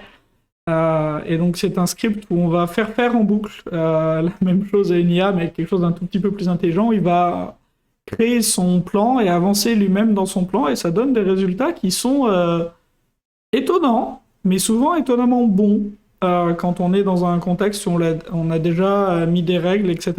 Ça permet de faire des choses, assez étonnantes. Mon collègue là, il met ça en place, puis il le lance sur un gros truc qu'il devait faire. Puis ben, il revient 6000 lignes de code plus tard et on a cherché et c'était bon quoi. Ça allait bien, les features elles étaient là, on a corrigé 3 bricoles et c'est en prod aujourd'hui. Donc voilà, jetez un œil à ça, c'est rigolo, c'est intéressant et l'approche est marrante. Ça a l'air contre-intuitif, mais c'est rigolo. Donc vous pouvez jeter un œil à ça si vous vous intéressez un peu aux IA. Et sinon, le problème des veilles avec les IA, c'est qu'on peut y passer un temps infini et quand même se sentir très très en retard. 500 balles de token? En fait, pas tant. Moi là, je suis avec un compte Claude à 100 balles par mois. Très honnêtement, alors je suis sur une stack que je connais pas, donc forcément ça me fait gagner énormément de temps parce que je sais pas écrire facilement du code dans cette stack là, enfin je suis pas efficient, mais j'ai pas de doute que ce soit rentable. Sur ma vitesse d'écriture de code dans une stack que je ne connais pas, c'est particulier comme situation. Mais 100 balles par mois, pas de problème. Par contre, est-ce que Claude est rentable sur mon abonnement à 100 balles? Ça j'ai un peu plus un doute. Enfin, je crois que j'ai pas trop de doutes et qu'ils sont à perte. Mais c'est un autre débat. Moi, il y a un article intéressant que je vais essayer de retrouver. Il parlait de non pas de la dette technique, mais de la dette cognitive à cause de l'IA, qui fait que on a tendance à générer énormément de code et pas forcément avoir la maîtrise ou le niveau de réflexion qu'on aurait eu sur du code qu'on a fait nous-mêmes. Ce qui a potentiellement conduire à des soucis de maintenance dans un avenir plus ou moins proche. Donc, il y a la dernière vidéo de Micode qui aborde le fait que ça peut amener une dégénérescence du cerveau selon comment on l'utilise si on fait plus d'efforts. Alors, comme toutes les vidéos de Micode, je trouve que c'est bien fait, mais beaucoup trop basique si on s'intéresse un tout petit peu au sujet. Mais c'est vraiment les bases et je trouve que c'est une vidéo intéressante à partager aux gens qui sont vraiment loin de ça et qui n'ont pas du tout de veille sur ça. Il y a beaucoup de gens qui ont trouvé la vidéo incroyable, tout ça. Moi, je l'ai trouvée intéressante, mais les réflexions qu'il y avait dedans, il disait, un développeur, j'ai pris quelqu'un qui sait pas coder, il codait avec l'IA, et puis un jour, il a eu un problème basique, il n'y arrivait pas, alors je lui ai enlevé l'IA pendant 3 mois, il a commencé à comprendre ce qu'il faisait. Oui, soit, enfin... Oui, ok. Et par contre, moi, j'ai une question personnelle à laquelle j'ai pas de réponse. Là, depuis que je code comme ça, j'ai pas du tout de fatigue mentale. Mais pas du tout. Je ressens pas du tout cette fatigue mentale que j'ai toujours eue toute ma vie sur des journées où je codais beaucoup. Et pourtant, je fais des bonnes journées et j'ai pas du tout de fatigue mentale. Donc, il doit quand même y avoir quelque chose qui fait que ça demande moins d'efforts ou des efforts qui me conviennent mieux. C'est possible aussi. mais peut-être que ça demande moins d'efforts, et qui dit moins d'efforts dit probablement moins de gains sur le moyen terme. Ça, voilà, ça Est-ce je que saurais pas la dire. vidéo de Micode dont tu parles, c'est la fabrique à idiots, c'est celle-là? Oui, Celle qui est sortie il y a 7 jours? ouais, c'est ça, qui a dû Ok. faire pas mal de vues parce qu'elle a été beaucoup Million partagée. 1. En 7 jours pour Micode, combien? 2 Un millions 1. Ouais, ben, je pense que c'est très très bien pour lui. À Colin, quand tu dis moins de gains, ça veut dire tu parles de toi en termes d'apprentissage, c'est ça? Oui. Si t'es moins fatigué, ça veut dire que t'as moins appris. Je pense que pour apprendre, il y a quand même un côté où il faut un effort de ton cerveau. Et comme là, même en faisant des très très grosses journées, je n'ai aucune fatigue mentale. Je me dis que c'est que... Et très clairement, la stack, j'ai pas l'impression de monter en compétence sur ma stack. Un peu, mais à la marge, tu vois. C'est peut-être parce que t'es trop fort. Non, c'est pas ça. Là, non, je rigole, mais moi j'aime bien apprendre des nouveaux langages et c'est vrai que je me rends compte que bah vraiment si tu fais générer tout avec l'IA, bah t'apprends pas, c'est sûr, y a pas de. Je pense que t'as raison. Bah tu verras toi à moyen terme, ta stack là, je sais pas ce que c'est, mais tu. C'est du Node React avec du server-side rendering, donc c'est tout un tas de complexités techniques qui me dépassent un peu pour l'instant, auxquelles je suis pas habitué. Alors si j'ai la compréhension suffisante pour dire que c'est de la merde et que Java c'est vachement mieux, mais bon ça, voilà, rien de... C'est un troll évidemment, rien de nouveau. Mais j'ai pas, si je dois l'écrire à la main, ce sera pas fluide du tout. J'arriverai à le faire par copie et par mimétisme, mais moi tout seul, faire un écran complet, trouver les bonnes routes, les bons machins, bah j'aurais pas du tout la fluidité que j'ai sur une stack que je connais quoi. Tu vois, qu'est-ce qui doit être hydraté? D'ailleurs, c'est quoi l'hydratation? Tu vois, c'est pas encore pas naturel cette histoire. Mais bon, bref. Voilà. Mais c'est des sujets qui sont intéressants, somme toute. Et Flo, t'as dit que t'avais Est-ce des que tu veux... trucs? Ah, pardon. Vas-y, Arthur. Non, j'allais justement, j'allais faire la transition en te demandant si tu avais encore des sujets autour de l'IA ou si nous passions à Flo qui avait l'air d'avoir des choses à nous partager. Bah, Ouais, je vais j'ai retourner à 2-3 l'hydratation. trucs, dont un petit rappel, je mets dans le lien dans le chat. Un petit article sur il y a facturation électronique qui arrive, là c'est un truc, mais le sujet c'est surtout les XML. Et c'est une faille qui arrive assez régulièrement. Parce qu'en fait, suivant les technos, c'est pas protégé par défaut, et notamment en Java, c'est open bar par défaut. Et donc, il y a des failles de sécurité à chaque fois qu'on importe parce que on peut avoir, avec le XML, on peut importer d'autres fichiers, etc. Et donc, les réglages par défaut acceptent ça. Et donc, on peut importer des fichiers d'un serveur interne, d'un fichier interne, etc. C'est les failles classiques. Donc, ça fait une bonne cure de rappel. Si votre techno n'est pas sécure par défaut, bah, faites attention quand vous manipulez un XML de l'extérieur, quoi. Un autre lien, là, pareil sur la sécurité, mais là c'est un truc de fou. En fait, ça joue parce que dans un site internet, quand on a une iframe, quand on est dans l'iframe, on n'a pas accès aux parents, quand c'est pas le même domaine. Et donc on peut pas, on peut faire des attaques en faisant en mettant l'iframe par rapport à un truc, etc. Mais on sait pas ce qui se passe derrière. Et le gars, il s'est amusé avec des SVG, il a trouvé une faille où quand on fait des masques, on peut déduire avec des portes logiques ce qu'il y a derrière. Et donc il y a ça qui fuite du browser. Et donc il a fait toute une machine, etc., et toute une logique. Et il peut en déduire comme ça. Donc c'est assez impressionnant. Le gars, il a dû bien s'amuser pour découvrir ça et industrialiser. Ça vaut le coup de lire l'article, je trouve. Les gens qui ont trop de temps quand même. Hein. Bon, après, c'est son métier. Franchement, t'as une bonne réputation avec vu l'article, qu'il a fondu, etc. Ça va, quoi. Et puis, en plus, si tu regardes son historique, c'est pas la première fois qu'il trouve des bugs sur SVG, des trucs comme ça. Donc, c'est un peu son créneau, en fait. Et il y a un site internet qui fait du paiement en ligne, etc., qui se fait pirater il y a pas très longtemps. Et je trouvais que la transparence et la façon de la communication avec ses clients, etc., était vraiment clean. Ils avaient au moins l'honneur d'expliquer un peu ce qui leur était arrivé, bien communiquer avec le client et être transparent par ça. Donc je trouve que beaucoup de personnes devraient les copier parce que personne n'est à l'abri. Voilà pour moi. Eh ben, très bien. Est-ce que autour de cette table virtuelle, d'autres veulent ajouter quelque chose, des lectures, des vidéos?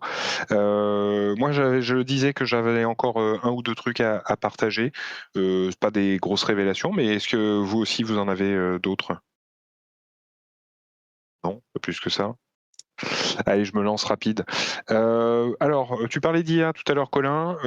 Moi, je rajoute ce pavé. Alors, je sais pas si ça se voit à l'écran. Hands-on Machine Learning with Scikit-learn, Keras and TensorFlow. C'est la version anglaise. Ce livre a été traduit en version française et il est pas en un seul tome en version française. Ils l'ont coupé en deux. Vous avez le machine learning dans le premier et le deep learning avec Keras et TensorFlow dans le deuxième. C'est plutôt une approche pour ceux qui veulent comprendre comment c'est fait à l'intérieur. C'est quoi une descente de gradient stochastique? C'est quoi une régression logistique? C'est quoi une forêt aléatoire? C'est quoi, etc., etc. Donc, si les différents types d'algorithmes manipulés en machine learning et en deep learning vous intéressent, cet ouvrage, je trouve, est vraiment bien. Il est ni trop dense, ni trop léger. Il permet d'avoir de bonnes bases mathématiques. Pour autant, ce que j'aimerais en dire, c'est que finalement, aujourd'hui, faire de l'IA, c'est-à-dire construire des algorithmes d'IA ou utiliser des algorithmes d'IA ou même utiliser de l'IA générative n'a rien à voir finalement avec ce qui est écrit dans ce bouquin. C'est-à-dire que ça, c'est plutôt pour celui qui voudrait comprendre, mais pas forcément, ça va pas donner des clés d'utilisation. Donc ma frustration, elle est là, c'est que j'ai appris plein de choses, mais j'ai pas été capable de mettre en pratique.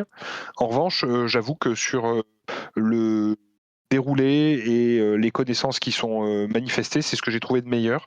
En fait, pour la petite histoire, il existe en version française à la bibliothèque de la Pardieu à nouveau.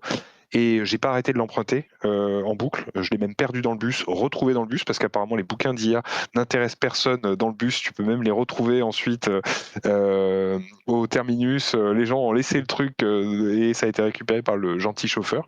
Bref, en tout cas, voilà, c'est trop sérieux pour, pour les gens, ils l'embarquent pas. Mais le bouquin est vraiment excellent et j'ai essayé d'autres bouquins plus appliqués, je les ai pas trouvés excellents. Mais il y a quand même un sacré lire, parpaing. Un sacré parpaing, un sacré investissement en temps quand même. Ça fait 800 pages le machin là, sur un 900, gros format. je crois, dans la troisième. Ouais, 830 pages dans la troisième édition. La deuxième édition est un poil plus petite, elle arrête pas de grossir. Ce que je trouve aussi intéressant, c'est plus pour le... Ça, c'est que la troisième édition. Je crois que la quatrième édition est en train d'être préparée. Et il me semble que TensorFlow est en train de céder la place à... cette autre librairie, PyTorch. Il me semble que voilà, l'auteur est en train de le réécrire pour virer TensorFlow et Keras au profit de PyTorch. Je l'avais pas anticipé ça par rapport aux solutions de deep learning. Moi, je pensais que TensorFlow fait par Google, c'était forcément ce qu'il y avait de mieux. Bon, non, en fait, l'industrie est en train de bouger vers PyTorch. Et si on regarde les statistiques d'utilisation de PyTorch, en fait, le produit est en train de bouffer TensorFlow. Voilà, je le savais pas du tout. Je l'ai découvert au hasard de mes pérégrinations dans ce merveilleux domaine. Un autre bouquin. Alors oui, on pourra en parler en after, mais j'ai changé de boulot. J'ai changé de boulot et si j'avais été plus avisé, j'aurais préparé mon entretien pour mon embauche, qui a finalement eu lieu malgré tout avec voilà, ça a été un peu rocambolesque, mais j'aurais lu ce bouquin.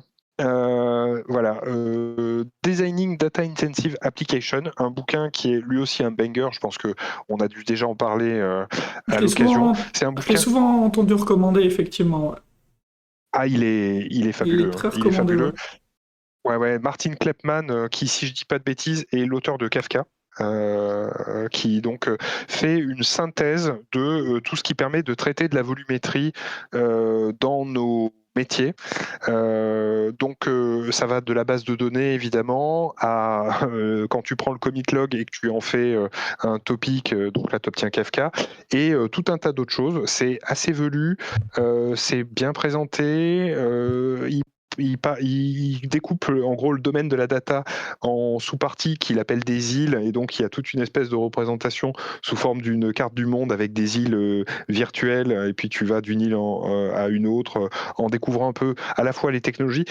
En fait, mon seul regret finalement de ce bouquin, c'est que dans l'édition que j'ai, qui est probablement pas la dernière, il me semble être tombé sur l'information qu'il est en cours de mise à jour, ce livre. Il doit dater de... Je voudrais juste retrouver la date.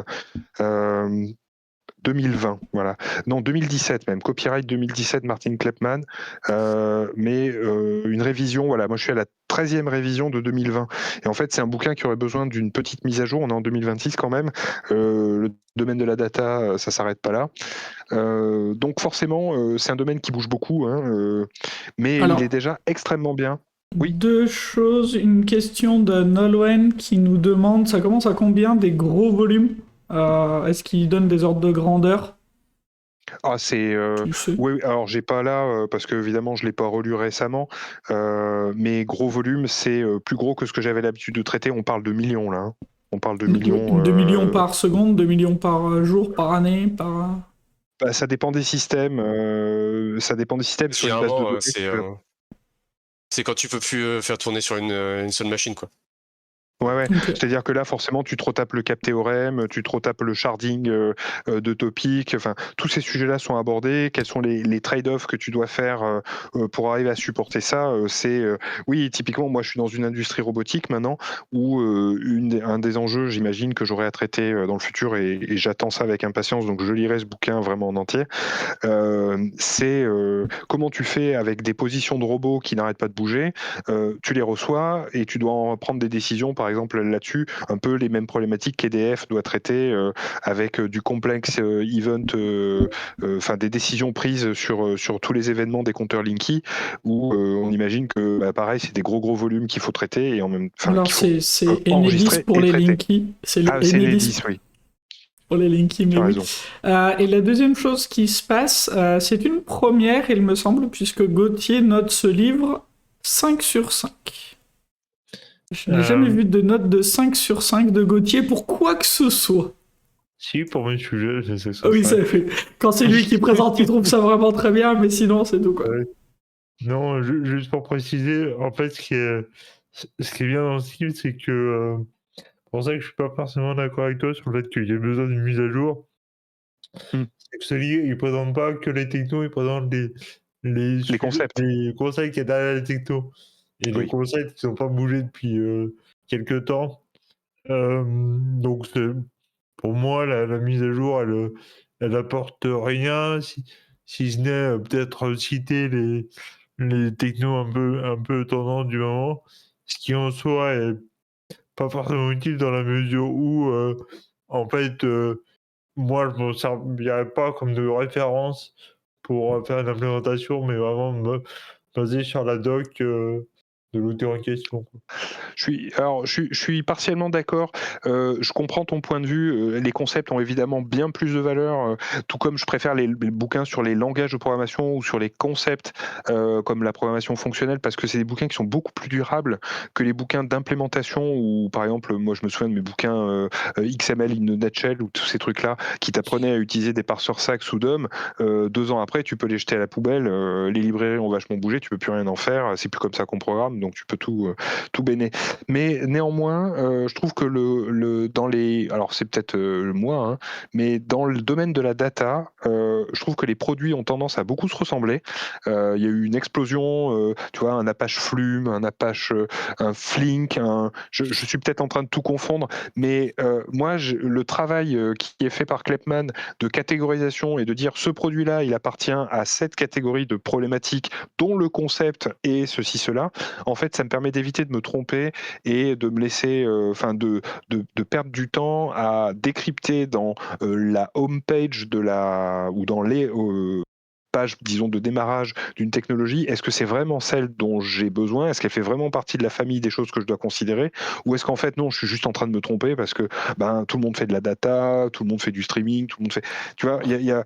Bon, ça m'intéresse quand même d'avoir quelqu'un qui a un peu balisé le terrain sur ces choses-là. Mais je suis d'accord, une fois que tu as une édition de ce bouquin, tu n'as pas forcément besoin d'une remise à jour. Mais disons que une remise à jour serait... Bon voilà, si je devais l'acheter, je préférerais prendre la version la plus à jour.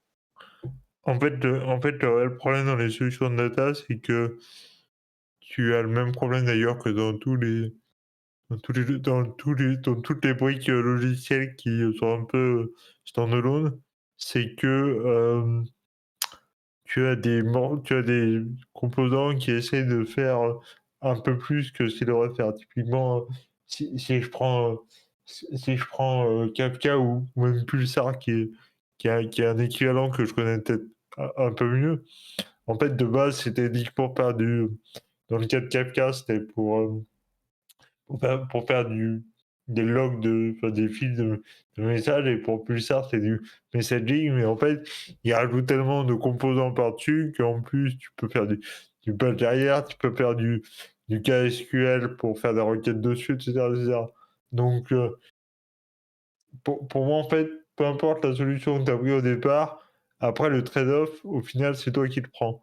C'est-à-dire que soit tu dis, vu que j'ai déjà cet outil, vu que j'ai déjà mis en place cet outil, je peux le réutiliser ou prendre la solution qui est plus dédiée. Et pour moi, en fait, je comprends ton point de dire que c'est bien que le livre, que j'ai plus ou moins de références sur les grandes orientations à prendre. Mais en fait, moi, je pense que c'est un peu... ce serait un peu... pas dangereux, mais ce serait un peu biaisé, en fait, de prendre ce livre-là, même s'il était à jour, pour prendre ta décision sur ton architecture. Ouais, tu as raison. C'est vrai que tu as raison de ce point de vue-là. On est quand même obligé de faire ce travail de veille pour prendre la décision à l'instant T par rapport à l'état du marché. C'est peut-être parce que j'aime bien qu'on me facilite la vie, tu vois, le maximum. Mais par contre, vraiment un bon bouquin. Comme on parlait de déclin cognitif il n'y a pas si longtemps. Totalement. Mais on lit quand même, et on regarde des confs et c'est cool. En tout cas, on le fait croire. Ouais. En tout cas, moi, je demande à une IA de la regarder et de me faire la synthèse. De toute façon, c'est comme ça que je fais. On est pas mal en bluff. Est-ce que ça vous a déclenché chez les uns et chez les autres d'autres lectures, vidéos, conférences que vous aimeriez partager, ou est-ce qu'on est pas mal? C'est déjà 1h20 qu'on déclame. Hein. On est bon? Il y a quelques personnes pas mal. qui nous ont rejoints. Je suis un peu arrivé à la bourre, mais j'avais pas forcément quelque chose à présenter, donc... Parfait. Bon, donc, dans ce cas-là, rien de plus. Et alors dans ce cas-là, on peut peut-être faire la pub et passer à l'apéro, si ça vous va. Alors la pub, prochain événement, la semaine prochaine, mardi, donc Breaking News, ça sera en présentiel et ça sera chez moi, dans ma boîte. Voilà, j'ai eu les équipes People ce matin qui sont toutes contentes pour venir dans nos lieux. Donc c'est cool, je suis bien content. Et normalement même on devrait avoir un apéro qui sera préparé par la boîte. Donc c'est double cool. Voilà. Donc c'est forum ouvert. C'est forum ouvert. Ouais. Forum ouvert. Oui, du coup il faut le mettre à jour. C'est fait. Ah d'accord. Ouais. Je l'ai fait tout à l'heure. Notre matos pour le forum ouvert n'est plus à ma main, donc il va falloir qu'on trouve des feutres et des post-it. Ok, bon, ça doit pouvoir se faire, quitte à mettre la main à la poche. C'est pas un souci. En tout cas, les lieux sont plutôt accueillants. Mais bon, c'est pas le sujet. En tout cas, voilà, venez nombreux. Inscrivez-vous au plus tôt parce que ça nous permettra aussi de dimensionner l'apéro. Voilà. Mais les équipes qui s'occupent de ça attendent juste que je leur dise combien on sera. Pour l'instant, je leur ai dit qu'on sera à peu près une vingtaine. Voilou. Donc ça, c'est notre prochain événement du mois, dernier événement du mois. Donc je ne sais pas si on a déjà des dates pour le mois de février. Non, mais on a de la pub à faire très très fort, je pense, pour les copines et les copains de Strasbourg. Si vous en avez la possibilité, allez à Strasbourg Craft, qui se crée. Alors j'ai pas les dates, j'ai rien, mais je compte sur les gens qui sont plus lestes que moi sur les recherches pour nous trouver ça. Et si je n'ai pas le matos de l'assaut, c'est parce que il est parti chez quelqu'un qui va à Strasbourg Craft et qui va leur filer un coup de main. Voilà. Et chez un monsieur que l'on ne nommera pas en son absence, mais voilà, et chez un habitué de l'assaut qui va filer un coup de main pour faire la régie. Donc si vous avez l'occasion d'aller à Strasbourg Craft, allez à Strasbourg Craft.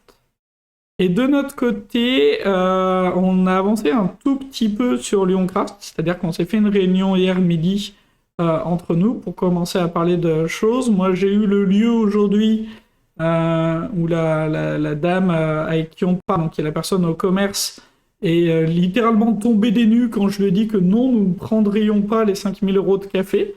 Elle était vraiment... Mais vraiment, elle était étonnée, elle ne comprenait pas. Je dis, ils n'auront pas de café. Elle dit, mais c'est quand même mieux. Je dis, oui, mais 5 000 € de café, tant pis. Ça en a combien par personne? 15 €, un truc comme 17 ça? 17 € par personne pour du café pour la journée. Ça fait cher, quoi. 17 € le petit biscuit et café. Ouais, c'est ça. Et voilà, donc on a parlé. Donc elle va revenir vers moi avec d'autres propositions, etc. Donc on avance tranquillement. Elle devait me renvoyer des dates dans l'après-midi. Je ne les ai pas eues, mais voilà. On avance. Donc ce sera à l'embarcadère entre mars, avril, mai. Voilà les précisions qu'on a parce qu'on me demande souvent les dates. Donc voilà les niveaux de précision qu'on a. C'est pas comme si c'était dans quelques mois, quoi. Si vos sociétés ont envie de sponsoriser, ont envie de faire des choses avec nous, c'est avec grand plaisir évidemment. Si vous avez envie de venir et de commencer à mettre une fortune de côté pour vous prévoir ça, je pense que les places seront dans les 80 € si vous voulez budgéter ça et commencer à en parler dans vos entreprises et à dire que ça pourrait être bien d'envoyer des gens, c'est avec grand plaisir. Et si vous avez envie de monter sur scène ou d'animer des ateliers, n'hésitez pas à contacter vos orgas préférés. Donc contacter quelqu'un de l'orga. Donc là, vous en avez 4 en visio, mais il y en a d'autres. Donc si vous voulez partager des choses, c'est comme ça que ça se passe, puisqu'on ne fait pas de CFP, on garde cette formule. Nous. Donc c'est nous qui choisissons à notre discrétion, on va dire. Voilà, avec un process extrêmement secret qui se base beaucoup avec un apéro chez moi où on balance des idées. Voilà, c'est très très secret comme process. Voilà, avec nos biais, etc., et nos choix assumés. On prend le liquide. Gauthier apparemment a des problèmes d'argent en ce moment. Je le découvre avec vous, écoutez. On le pensait à l'abri. On pensait que c'était un des plus à l'abri d'entre nous. Mais écoutez, il semblerait que... Coup dur. Il semblerait que le pauvre Gauthier, voilà, n'ait rien contre l'argent. Donc voilà, donc ça s'organise petit à petit, et si on donne pas de nouvelles et si on donne pas de date, c'est parce qu'on n'en a pas. Et croyez bien que quand on aura quelque chose, on le partagera avec grand plaisir. Qu'on a d'autres pubs à faire... Johanna, est-ce que vous avez quelque chose d'annoncé côté Lyon JS? Alors je sais pas si tu peux mettre ton micro. Je vois que t'es là. Si, tout à fait. Si, bonsoir. Alors oui, on a le prochain Meetup Lyon JS le mardi 10 février. Donc, et ce sera chez Esker, avec notamment le talk server-side rendering qu'on n'avait pas pu faire, puisque on a eu il était malade, notre speaker, mais bon, il va être à nouveau. Et le deuxième, je n'ai plus le talk, je ne me rappelle pas. Donc voilà, mais voilà, ce sera un mardi exceptionnellement, parce que normalement nos meet-ups ont lieu le mercredi. Donc Moi, je suis voilà. un peu impressionné. Un meet-up le 12 février qui est déjà organisé, vous avez déjà le talk, le sujet, lieu, alors qu'on est le 22 janvier. Le 10, le 10. C'est le 10, mais Nous, oui. ça pourrait être une conférence et on se dirait, waouh, faut qu'on commence à s'en occuper. Oh, je suis un peu impressionné. Ouais, on a toutes les dates pour plusieurs mois à Lyon JS. C'est déjà Incroyable. De la science-fiction. C'est de la Ouais. C'est dommage science-fiction. que ce soit les mercredis. Ah là là, que je suis triste. Mais c'est comme ça. Là, c'est un mardi, du coup. Et ouais, là, celui-là, j'ai pas d'excuses. Hein. Je vais peut-être venir. Voilà. On est bon? Le SSR, c'est mon affaire. Oui, on est pas mal. Donc là, Eh on ben, peut décider que si on va vous voulez terminer venir faire l'after en off, nous rejoindre sur Discord, manger avec nous, prendre un apéro virtuel avec nous, c'est avec grand plaisir. Et on vous Tout à dit fait. la semaine prochaine chez Exotech. Et ouais, venez nombreux, n'hésitez pas. À Ça sera plus. cool. Salut. Les lieux sont incroyables. Incroyable du coup s'ils sont plusieurs. Incroyables, ils sont incroyables. À plus, bonne soirée.